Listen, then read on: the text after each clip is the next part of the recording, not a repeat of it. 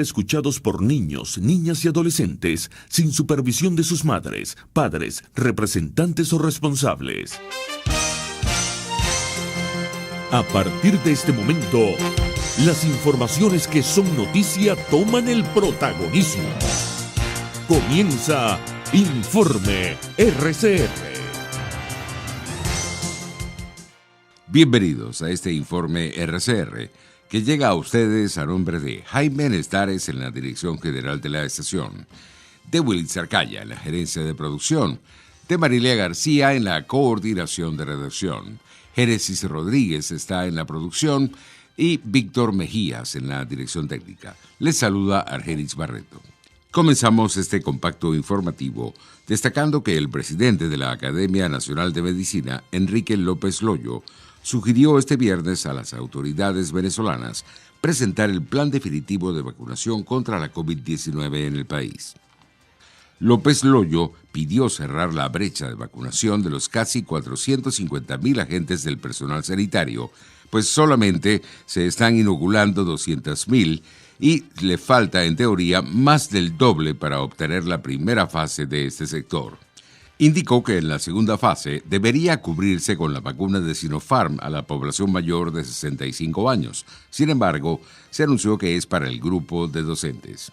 Por su parte, la ONG Médicos Unidos de Venezuela informó que hoy aumentó a 369 la cantidad de trabajadores de la salud fallecidos por COVID-19. La organización civil indicó que se registraron 9 decesos recientes. Alex Pinzón, cirujano, Connie Méndez, radiólogo, Nancy Sanz, técnico, Isolda Villegas, cirujana, Grisel Quiñones, enfermera, William Urbina, cirujano, Dilia Cardoso, cirujano, Lorena Pineda, enfermera y José Navarro Rendón, cirujano. Alarmas de incremento de muertes, advirtió Médicos Unidos en su comunicado en Twitter, y detalló que aún quedan 3 casos por confirmar. En otras noticias, el embajador de Estados Unidos para Venezuela en Colombia, James Story, afirmó este viernes que la Casa Blanca, bajo el liderazgo de Joe Biden, tiene bien claros los objetivos hacia la crisis venezolana, enfocada en asistencia humanitaria y diplomática. Primero es aliviar el sufrimiento del pueblo de Venezuela, igual de algo que el gobierno interino del presidente interino Juan Guaidó, la Asamblea Nacional, han hecho, están trabajando en ese sentido. Vamos a seguir trabajando con nuestros, socios internacionales para ayudar a aliviar la crisis humanitaria. Y segundo, ¿cómo podemos llegar a un acuerdo político para salir de una crisis política que realmente había generado tantos problemas dentro de Venezuela? No debería yo hablar de cifras en este momento. Por supuesto, el presupuesto viene del Congreso norteamericano. Debería estar yo en Washington en algunas semanas para hablar con ellos justamente sobre cómo podemos canalizar los recursos que tenemos para los venezolanos. Pero seguimos trabajando no solamente de una forma bilateral, los Estados Unidos junto con el presidente Guaidó, sino también de una forma trilateral, trabajando con Colombia, y multilateral, trabajando con Brasil, Colombia, España, Alemania, Francia, otros países, Canadá, para que podamos trabajar en conjunto. Este también hace parte de la política nuestra hacia Venezuela. James Story aplaudió la decisión de Colombia de otorgarle el estatus de protección a los migrantes y refugiados venezolanos.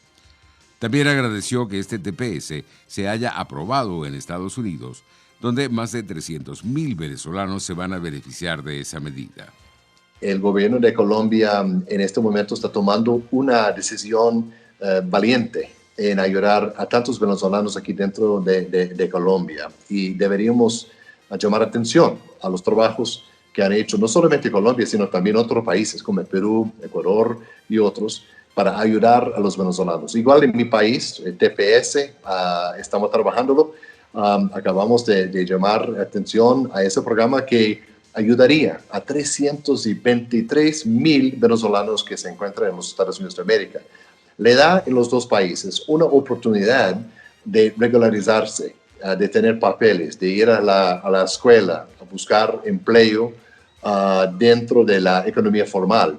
Yo creo que esas son cosas muy importantes para los venezolanos, pero Mira, yo creo que la crisis política en Venezuela, si podemos resolverla, todos los venezolanos querían regresar a su propio país y construir una Venezuela nueva. Y ahí deberíamos enfocarnos también. María Fernanda López, consultora en comunicaciones para la migración venezolana, advirtió que, según los estudios de la OEA, se espera que para finales de estos años la cifra de venezolanos migrantes aumente a 7 millones.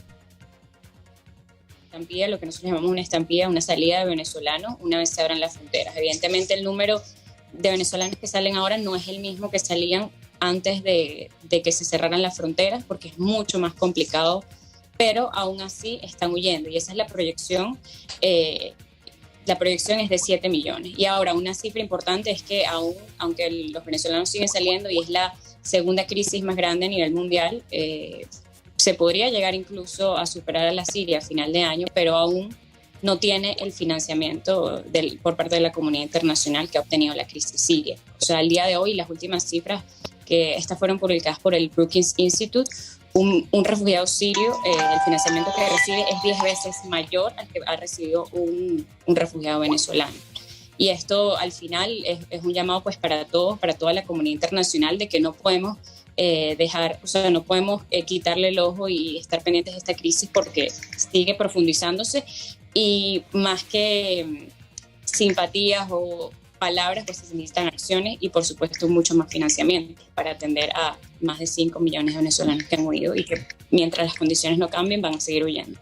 López insistió en que la crisis migratoria venezolana sigue siendo muy dura y que aún no ha cambiado nada, y agradeció a los países que han acogido a nuestros compatriotas, como lo hizo Colombia, otorgando el TPS.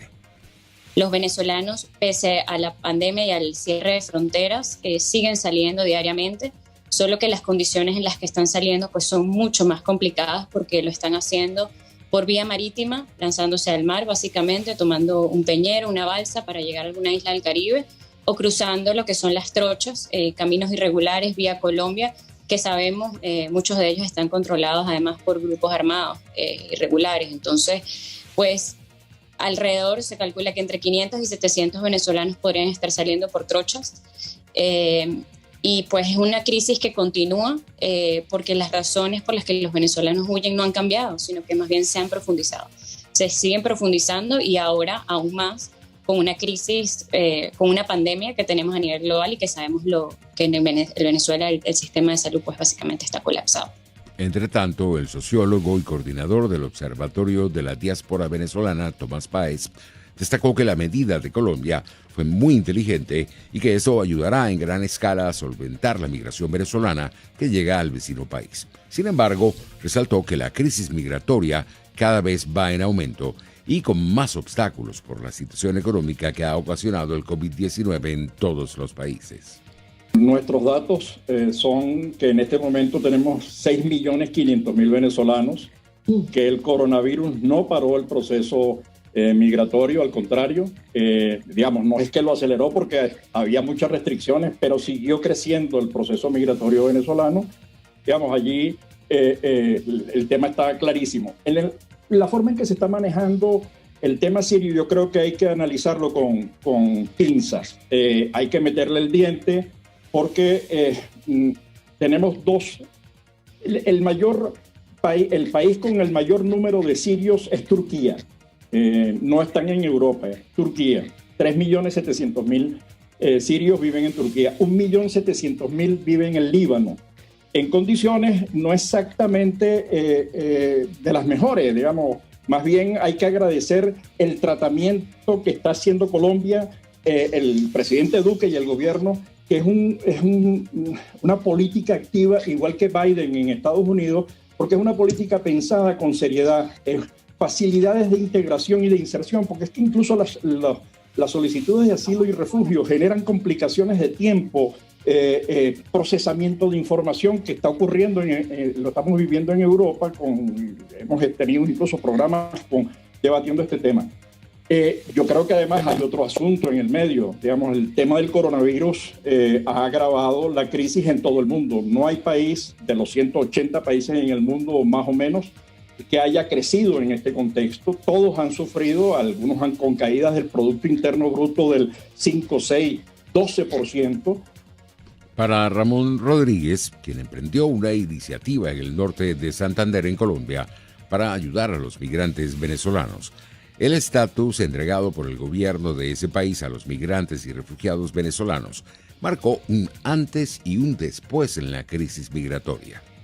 La migración marcó un antes y un después en Latinoamérica por una cantidad de venezolanos de manera muy agresiva que entraron aquí a Colombia. O sea, agresiva me refiero a la cantidad de tiempo y espacio, ¿no? Porque si bien es cierto, es la segunda migración más grande del mundo, primero está la de Siria hacia Turquía, en cambio ella fue llevada por un tiempo prolongado de 6 años. En cambio, en 2 años Colombia ha tenido que recibir como tránsito y como ya personas que se quedan aquí en Colombia, aproximadamente más de 3 millones de venezolanos que han transitado por acá, lo cual ningún país del mundo pudo haber estado preparado para algo como esto. Entonces, ese antes y después de la migración también se suma el antes y después de la pandemia, que hace que muchos venezolanos que están en Ecuador y Perú y Chile se devuelvan y se formen también otra vez un embudo entre la frontera de Venezuela y Colombia. Volvemos a una situación que realmente se escapa de las manos una vez más a Colombia. Y ahora, sin embargo, este país que ha sido un receptor, por llamarlo así, de manera improvisada de una situación migratoria, creo que el tema del estatuto se convierte en otro antes y después, ya que es una situación muy especial en donde el gobierno colombiano busca ponerle orden a algo que se le ha escapado de las manos por muchas razones que son obvias. En otras informaciones tenemos que el presidente encargado, Juan Guaidó, aseguró que este viernes la comisión delegada aprobará el acuerdo para financiar el acceso de Venezuela al Fondo de Acceso Global para Vacunas COVID-19.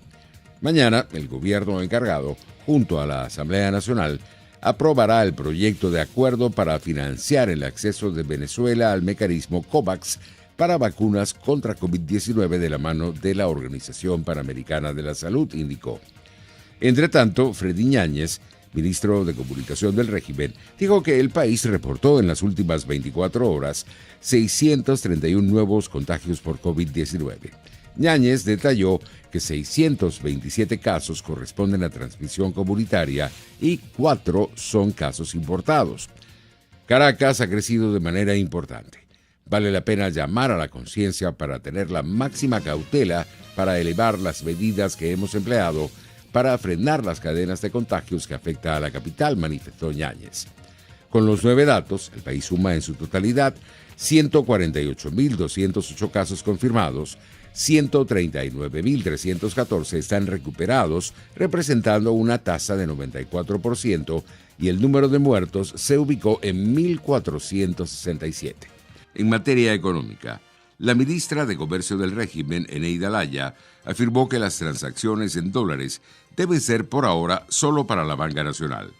Por ahora es interna, vamos avanzando hacia la nueva economía digital en función de nosotros estar a la vanguardia para permitir esquivar el bloqueo, indicó Laya, de acuerdo con declaraciones reseñadas por medios oficialistas.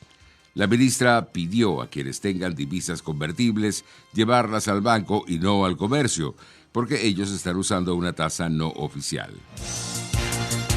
Les estamos presentando Informe RCR, el compacto informativo de esta hora, solo por RCR 750 AM.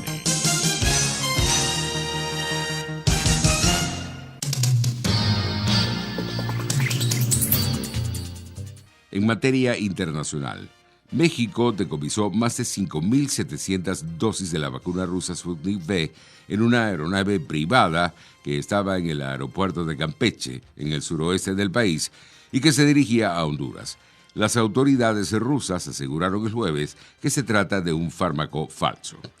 La Administración General de Aduanas y el Ejército Mexicano detectaron el miércoles 1.155 frascos de la supuesta vacuna rusa entre refrescos y golosinas en una hielera que estaba en un avión privado que se disponía a trasladarse a la ciudad hondureña de San Pedro Sula, indicó Aduanas en un comunicado. Las autoridades mexicanas creyeron que las vacunas eran reales, las resguardaron convenientemente e iniciaron una investigación sobre el hecho. Sin embargo, la entidad pública rusa encargada del manejo de la Sputnik V en el extranjero, el Fondo Ruso de Inversión Directa, indicó el jueves en un comunicado que se trata de un lote de falsas vacunas contra el coronavirus. En materia deportiva, con goles de Cristian Larotonda y Robinson Flores, Metropolitanos Fútbol Club venció este jueves 2-0 a la Academia de Puerto Cabello en el partido de ida de la primera fase de la Copa Sudamericana. Este es el primer triunfo internacional que conquista Metropolitanos, que actuó de local en el Estadio Olímpico de la Universidad Central de Venezuela en Caracas. Este ha sido nuestro compacto informativo de Informe RCR. Que la pasen bien. Hasta aquí este compacto noticioso. Manténgase en nuestra sintonía, porque